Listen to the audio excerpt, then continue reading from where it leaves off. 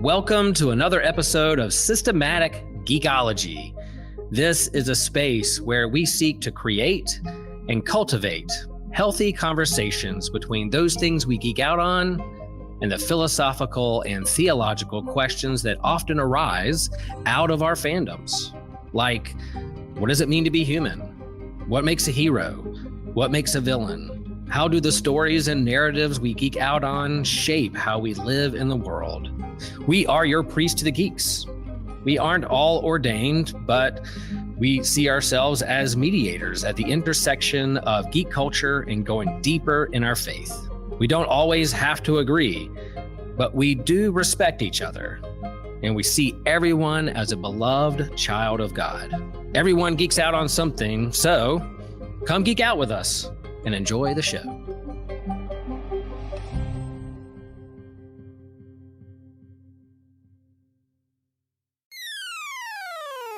You're listening to an Anazao Ministries podcast.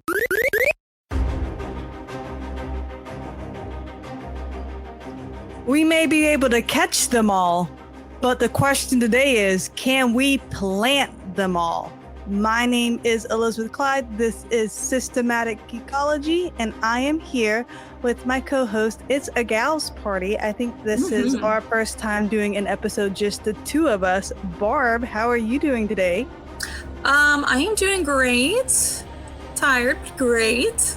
Yes, I feel you on the tired. I don't know what is up with this season, but I just want all of the sleep. What have you been geeking out on lately? Well, we're still going through One Piece. I'm still playing Final Fantasy. Great things, great things. Is it 14? I'm playing the Final Fantasy VII remake right now. Got it. When I get a chance to be on the PlayStation, the kiddos have overwhelmed the PS5 right now. So, gotcha. Yeah, I've also been just geeking out a little bit on my Call of Duty. So lots of PlayStations. My husband, I haven't played it yet, but he just got the grass game, like the mowing simulator. So I just watch him mow some grass. It's very satisfying just watching. So I'm sure I'm going to geek out on that very soon. It reminds me of like the old, like the computer games you play like in middle school, where like they had the simulators of the different. There was a mowing grass one. I remember playing that. It was really fun. Yeah. So and they have like a pressure washing one. It's yeah. We'll see how this goes. I'm sure I'm going to go down a dark hole or a rabbit trail with it. So before we get into the episode, I just want to thank one of our supporters. Today, we are going to be thanking Austin Nance. So thank you so much for being a Patreon supporter and supporting the show financially. We could not do it without you. And if you guys would like to become a Patreon, or if you want to rate and review, it just really helps us out. So you can review us or rate us on Podchaser or any of your platform that you prefer. But here we go. I'm so excited because this is how Barb and I kind of like got geeked out together. We are going to talk about Pokemon, specifically Arbor Day Pokemon, which is just tree Pokemon. But before that, Barb, do you know anything about Arbor Day? That's such an obscure holiday. Arbor Day is basically about the celebration of planting trees. So it's like the idea of, we've cut down so many trees. It's time to plant new life, plant trees. And also, we breathe oxygen. So trees do create oxygen for us to breathe. So they are very important. You knew more than me. I knew, I was like, Arbor Day, that's trees. Got it. And I celebrated hardcore Arbor Day, I think it was 2 years ago, because I bought its cousins to the cherry blossom trees to plant in my backyard. And so I remember 2 years ago, I'm like, yeah, Arbor Day, planting trees. But then honestly, I forgot about that until just now, preparing for this episode. I'm like, oh, trees. And we just had Earth Day. So I feel like we're really loving the planet this week. Go us. So for guys, just a little background history. If you care, I care now, but I didn't before. But if you were just wondering, what state created Arbor Day? Well, it was a Nebraska newspaper editor and resident of Nebraska City. His name was J. Sterling Morton. He was just enthusiastic for trees, and he advocated strongly for trees and encouraged individuals and groups to plant them. So once he became secretary of the Nebraska Territory, he further spread his message of the value of trees. And on January 4th, 1872, Morton first proposed a tree planting holiday to be called Arbor Day. Wow.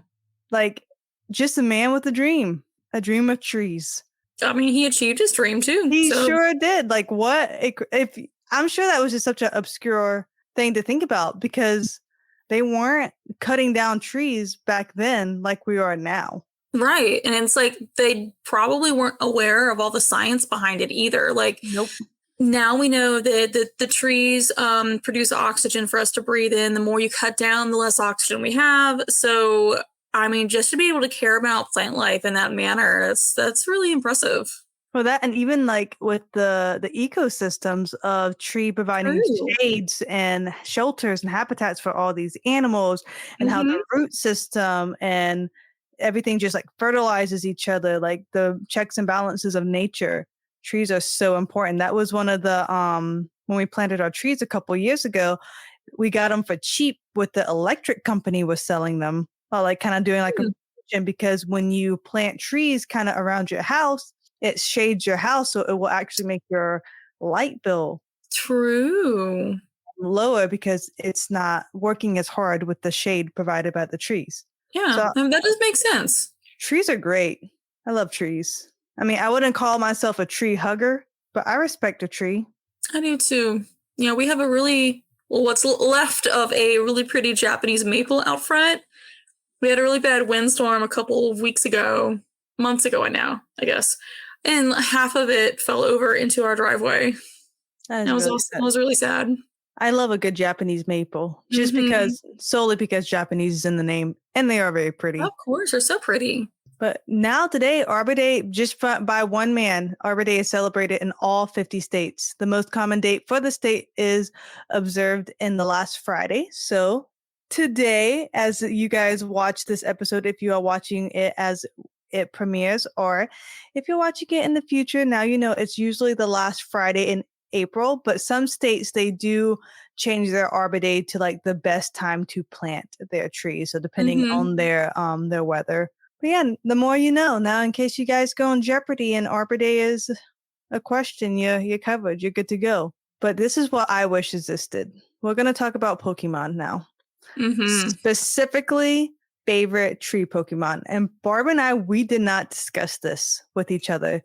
There's so many of them.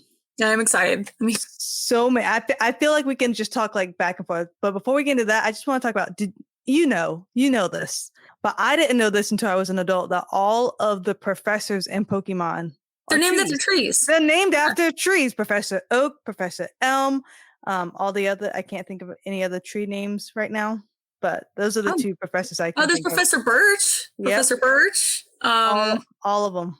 Now I'm trying to remember the other ones. Do you know why they were named after trees, or what the thought process? Let's Google it. Why was... Like, I noticed that, but I don't know the backstory behind it. It was like in my adult life, you know, after watching Pokemon over and over and over again, I learned this, and I didn't even discover it for myself. Someone said it. So it says the symbolic significance. Wow, cannot speak. So it is a significance of the tree inspiring each profession name sheds light on the series themes and its conflicts.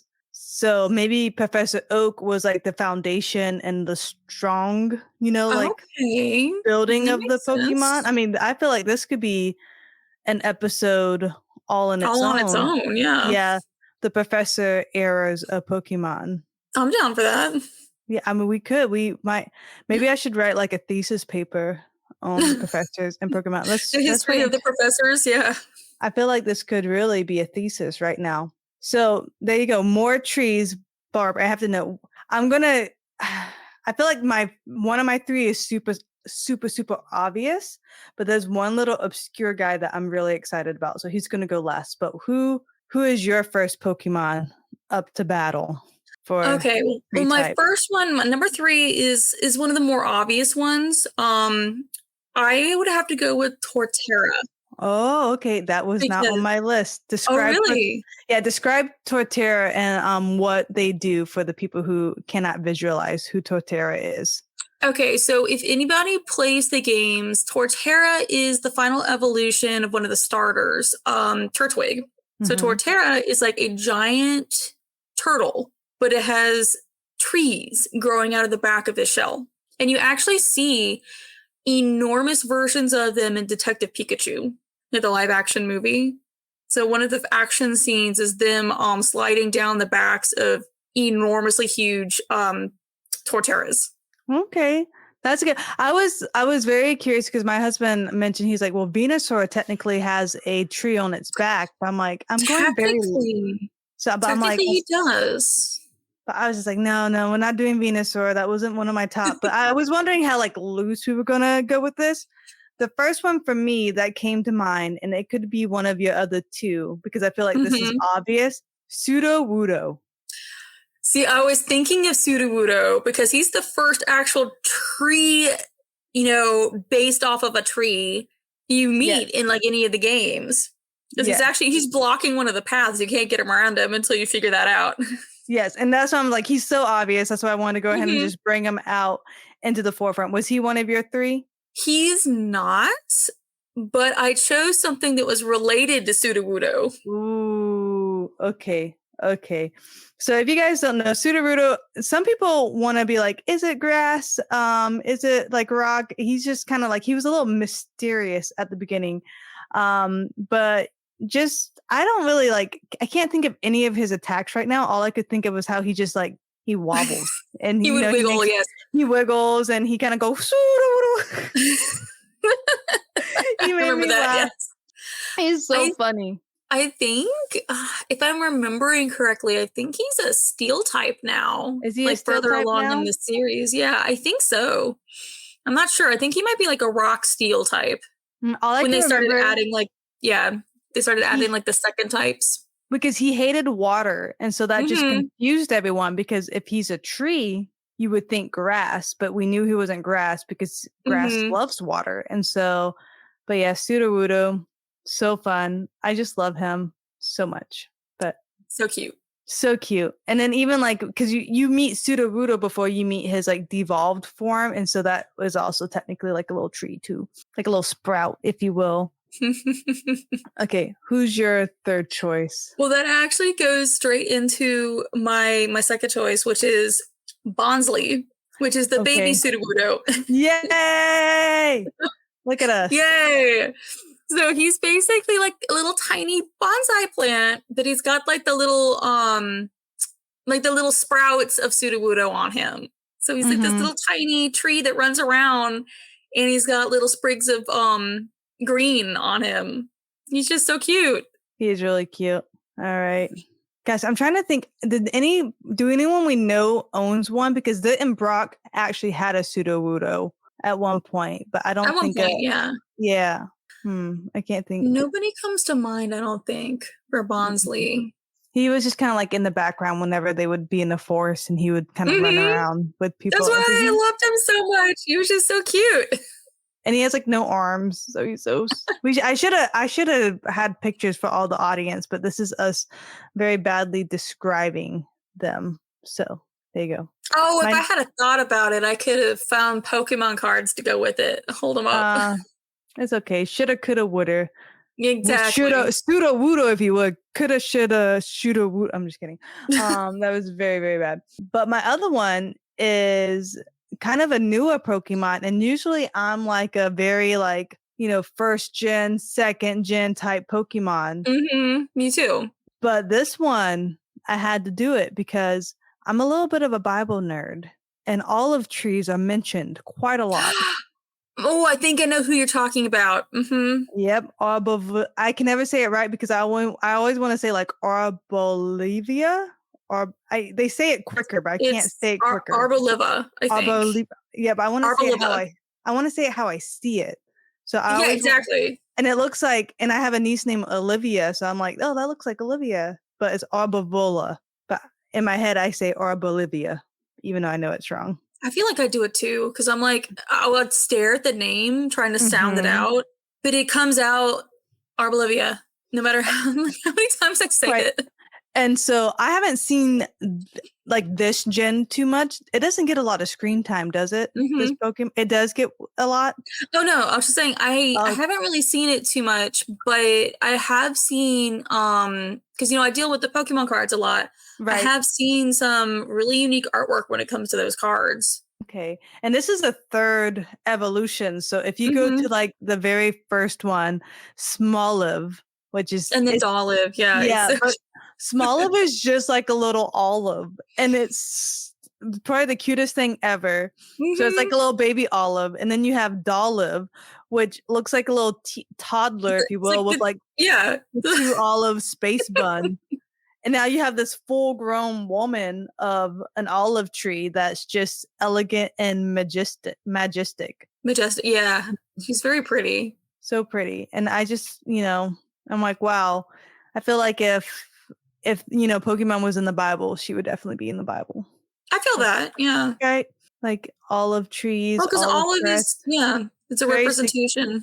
Yeah. Mm-hmm. So there you go. I wanted her to be like my number one, but I love my third choice because I feel like it's so obscure and I absolutely am obsessed with this little Pokemon.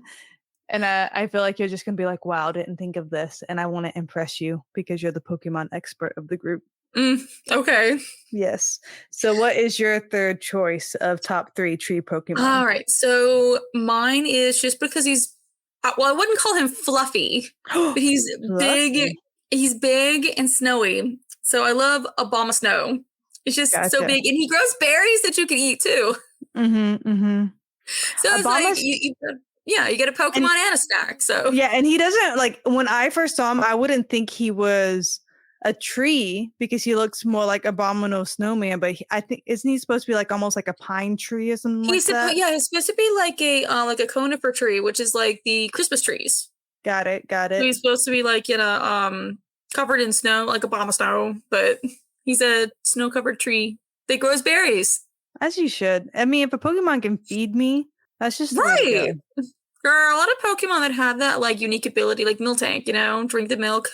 But it's like, if they have that specific ability, why not harvest their berries for like everybody else?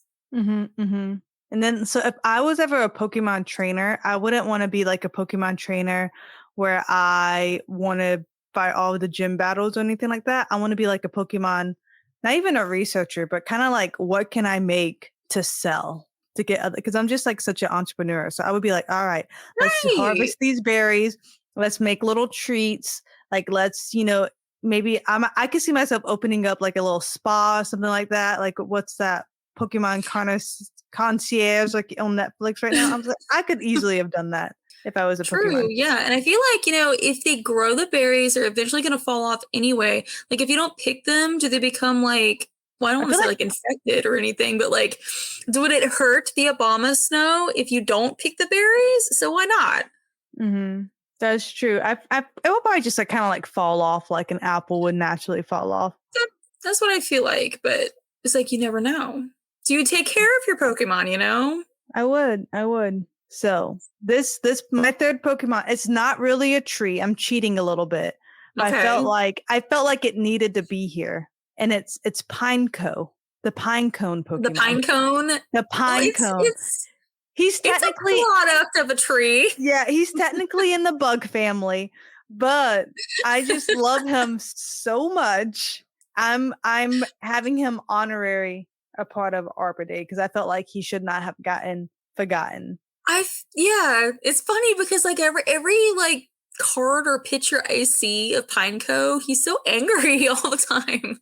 Yeah, I mean that's how I feel inside a lot, and then he just explodes. Exactly, the self-destruct.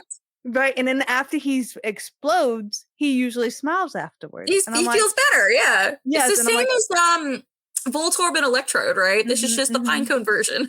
Right, and I just relate to him so much. I'm like, yes, I would like to explode, and then I too feel better.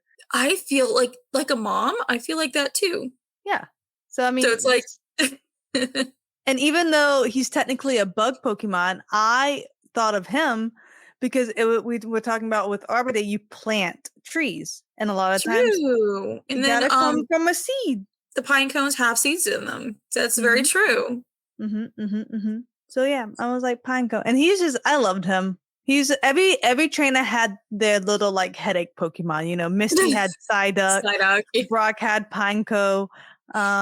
Really, Pikachu was Ash's problem one at first, if you think about it. Poor guy kept on getting electrocuted. But you just, you got to keep it spicy. Like if all your Pokemon just was so obedient, great, and obedient, there's no humor. It's like, all right, there's no growth. Yeah, so Pinecone, he's a bug Pokemon technically, but he doesn't evolve into anything, does he? I can't remember. I don't think so. I don't think they have an evolution for him yet. I think you have to use like a stone or something, right? Because with the quick, I just Googled it because I don't know why I didn't Google this before the show because that didn't make sense to Google it before the show.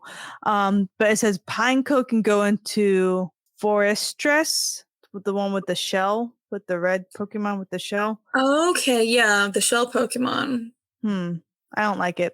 I like them better odd when you because didn't. when you think of Forestress, that's more of like a clam Pokemon. Mm-hmm. But it still says bug and steel. I don't know. I feel like sometimes it's like, these Pokemon evolutions, they just got crazy. Especially some of the newer ones like Trubbish and Alchemy and like some of the newer ones. Dude, some of these new ones are just robots. They're not Pokemon. Klefki, the keys. Mm-hmm. All right, Gimmighoul was kind of cool, actually. The treasure chest. Mm-hmm.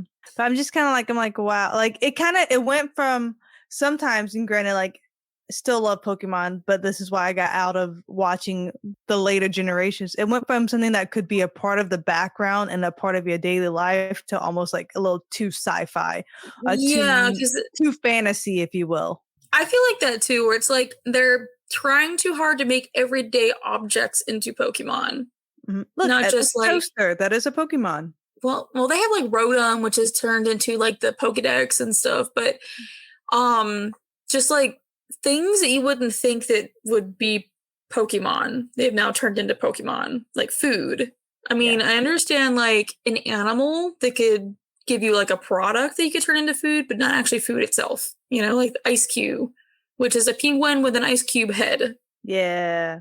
That one kind of not so much for me. I really wish they would have made like, granted, it would be all done before, and this would just be for the older generation, and it probably wouldn't be well. So it's good it's ended.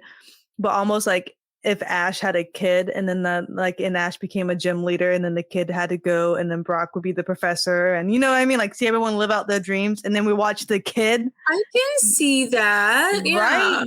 Let me write the Pokemon the sequel. Let me do it. I'll be so great. But we'll see. We'll see how that goes. This Pokemon's officially done, right? Have they aired Ash's final episodes? Do you know? I don't know. That's a good question. Because I know they started airing the new Pokemon, I'm not sure what it's called. But I think there's like a new series on it's either Hulu or Netflix or something. But interesting. We need to get younger hosts so they can talk about the new Pokemon. Because I will not be watching it. Unless I have a kid. If I have a kid, I keep up with the cards, but I don't keep up with the anime as much. Which actually, there's a new set coming out tomorrow. New Pokemon cards, you say? Mm-hmm. Yep, Japanese. It's called Mask of Change. That's what the set is called. I just don't love it. I miss Ash. I'm just looking at photos of the new series. It's just the new anime, yeah. #, not my Pokemon. I love all Pokemon. Well, getting back on topic, we talked about our top 3 tree Pokemon. Did you have any honorable mentions that may not have made the cut? You would just like to give a shout out real quick. I was thinking about one that technically wasn't a tree, but was kind of like grass type, sort of. I was thinking about Shiftry. Okay. But because he's he basically, to me, looks like a mixture of a monkey and a kabuki artist, which is a Japanese performer, because shoes he's wearing. But he's got the leaf. I guess they're like fingers or fans or something he has. That just reminded me of like a Guardian of the Forest-esque type thing. Right. This one's more tree than Pineco, but I just really wanted to throw Pineco should have been my honorable mention. But I almost picked Executor, specifically the Aloha ones with the big the really tall, tall neck. Yes, I'm like, that's just a palm tree chilling out up there, and I love him so much. He just looks like confused. Like I just love how like the different faces, like one looks angry, one looks sleepy. It's just like 7 dwarfs in a Pokemon. All in one. Like all of the emotions in one, which is literally how I compute. I process all of them at the same time, and I'm just confused. I feel like I would be too. I mean, that's why. Isn't like I think he's like grass and psychic, if I'm not mistaken, right? I think so. Yeah, makes sense. That's why he's confused. He can use confusion on himself. Yeah. Oh yeah, they just That's how I just vibe with these Pokemons on a spiritual level. Awesome. Well, any other things you would like to add about Arbor Day, about Pokemon, about any new Pokemon cards? Not that I can think of. I know there's a new English set that's coming out very, very soon. That's fun. It's the English version of good lord, no, I can't remember the name. But the English version is called Twilight Masquerade. The name is so pretty. That's so fun. And it has a beautiful full art, which is like the I don't have any examples around, do I? But instead of like the normal type Pokemon card, the art goes throughout the whole entire card. It has an EV card that's so cute. It has like 10 different EVs on it. So your goal is to collect that EV card? That's your like. I have found that EV card. Oh, you already found it for a customer. Yeah, it was in the Japanese set that we had. It was maybe the 3rd pack I opened, and there it was. Just the card everyone's looking for is the Eevee. I can't wait. We have to do an episode when we finally get together in person, and I have about a few thousand Pokemon cards. Some of them are very rare, and Barbara's going to help be my bookie for them. She's going to help, brokerage them or however you say, and help me pay off my debt. So appreciate you, Barb. Try to get them slabbed, to get them sold for you. Yes. Paying off debt one Pokemon card at a time. I love it. Well, as we wrap up, tell me, what do you recommend? Obviously, we both recommend Pokemon. The OG Pokemon. Yeah, I feel like I'm stuck in the OGs too. Gotta be OG. I mean, like my top 3 are OGs. So, well, let me see. What else have I been doing? Like I said, we've been going through One Piece. I've been playing my game. I've really been wanting to play Kingdom Hearts again ever since we did our Kingdom Hearts Easter episode. I've never played Kingdom Hearts. You should. It's a good mixture between Square Enix, the Japanese game developer, and then Disney. So it's like a good mixture between the two. Can I play with people online? I like online games. There are some phone games that they've developed too for it. Interesting. I'll think about it. I have so much on my plate. I don't know if they've released any PC versions, though. I know for, I want to say the 3rd one and some of the remakes, they have released it on Xbox, but I don't know if they've done PC versions. Okay, well, I would say I would look into that, but I would be lying, so I will not be looking into that. But I mean, it is on my. I will play Kingdom Hearts before I die, and that is my commitment to you. And one day. I'm still waiting for updates on the 4th one. They're dangling like in front of our faces, and then they take it away.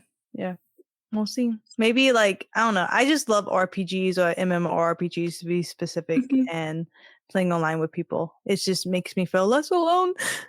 But there's one that my husband and I played together really before he got busy with his new job. It was a little anime-esque MMORPG. Ooh. It's called Fiesta Online. I've heard of it. It's so cute. I love it just because it's like you're playing as a chibi almost. I love a good chibi. I know. So, speaking of a little chibi, I feel like a little chibi when I'm gonna say my recommendation. It's called, it's a new anime I started. It's romance, of course. It's called A Condition Called Love. And it's just about this dude looking for a soulmate. And so any relationship he gets into, he's kind of heavy, but he just wants to put all of himself into a relationship. And of course, he's like a super, super attractive guy. So girl starts to date him looking for a good time or, something fun. And they didn't expect him to be so devoted. And so they dump him. and then he gets like a bad reputation. So of course the nerdy girl is going to find out his real self. It's on Crunchyroll, and I had to I'm just skipped ahead to the manga, so it's always a good time. A Condition Called Love. Watch it. Condition Called Love. I might have to watch that. It will make you swoon, and then we can talk about it the next time we hang out. Yeah. Do it. Just text me as you watch it. It's very sweet. Yeah, because we actually have Crunchyroll. Yes, they have it now, guys. Just letting you know, if you are a premium, this is not sponsored, but Crunchyroll, if you want to sponsor us, you can and pay for my subscription. They have premium Crunchyroll. You can have profiles now. I don't know if it's for the lower tier ones, but now that my husband, he will not mess up my algorithm or what I'm watching. So I'm happy as a clam. Awesome, guys. Thank you so much for listening to our special Arbor Day episode. Once again, thank you, Austin, for being a supporter. If you like this episode, let us know what else you would want to hear. We are for you, and we want to talk about what you want us to talk about.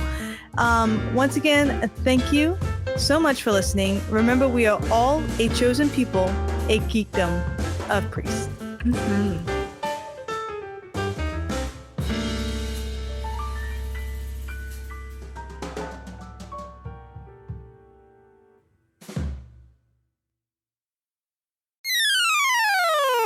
Hello, friends. If you enjoy Systematic Geekology, a great way to support us and to keep us moving forward into the future is to be a patron on our Patreon network. If you're a Patreon, then you get live access to our YouTube exclusives like Comic Book Ketchup and Manga Mustard, Drinks with Tejas, and also some extra content there with our companion series to go along with our annual theme. If you're a patron, you get exclusive merch like t-shirts and handbags and mugs. There's also a bonus extra question that has extra content. In each episode, we go deeper into our faith and the questions that we're wrestling with, but we also do this extra question to jump in and share about, and patrons get to hear how we answer that question. There's discounts on our store. You get access to any future online D&D campaigns. You can easily access all of our Patreon content through our Spotify page where it says exclusive content for subscribers. That could be you folks. And all that being said, you get the satisfaction that you help us keep the lights on and keep us moving forward with our software, our marketing, our equipment, staying current in the podcast game. We love Systematic Geekology. We hope you do too. Support us moving forward. Thank you for all that you are. We know there's a lot of great choices and content out there, and you choose to listen to Systematic Geekology. Thanks, folks. We love you. Peace. Hey friends, this is your pal, Will Rose, and I have some exciting news. Systematic Geekology will return to Theology Beer Camp this year, October 17th through the 19th in Denver, Colorado. And we hope that you can join us. We are part of Theology Beer Camp in Chapel Hill, North Carolina, at my home church in my hometown. And that year, Theology Beer Camp was called the God Pods. And then we were in Missouri, a part of the Geek Stage. Yes, we had a whole entire Geek Stage where we had workshops and speakers and had incredible conversations. And Theology Beer Camp last year was called the God Pods Strike Back. So you kind of see where this is going. And so this year, the theme is the return of the God Pods. And so if you head over to Eventbrite and follow God Pods 2024, or hop over to Instagram, follow it there. And if you enter promo code Geekshire, you see what we did there? Yeah. Wilbo Baggins approves. If you enter Geekshire, all caps, no spaces, you'll get $25 off your ticket price. Geekshire, all caps, no spaces, Geekshire. Yeah, say it with me, Geekshire. Enter that. You get money off your ticket, and you can join us and hang out and drink beer and have great food. And even if you don't drink beer, you can have incredible food and beverages and conversations with your favorite hosts here at Systematic Geekology. The Geek Stage is growing. I'm proud of that, and we thank Trip for this opportunity. We hope to see you at Theology Beer Camp, the Return of the God Pods 2024.